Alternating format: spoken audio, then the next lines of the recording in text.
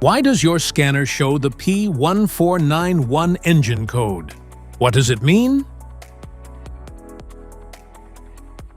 P1491 is a diagnostic trouble code for exhaust gas recirculation valve insufficient lift.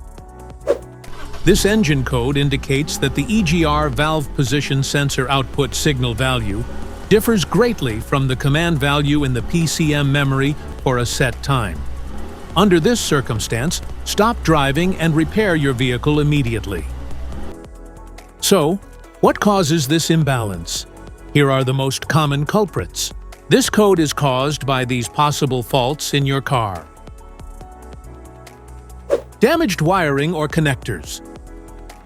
Faulty secondary air injection solenoid valve. Low battery voltage. Faulty engine control module. Clogged air lines.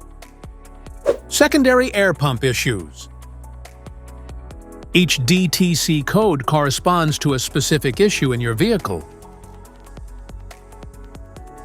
This error code can appear in a variety of vehicles, primarily from European manufacturers like Citroën and Peugeot brands and many more. If you want to fix this error code, let us know in the comments section. We will definitely make the video on your demand.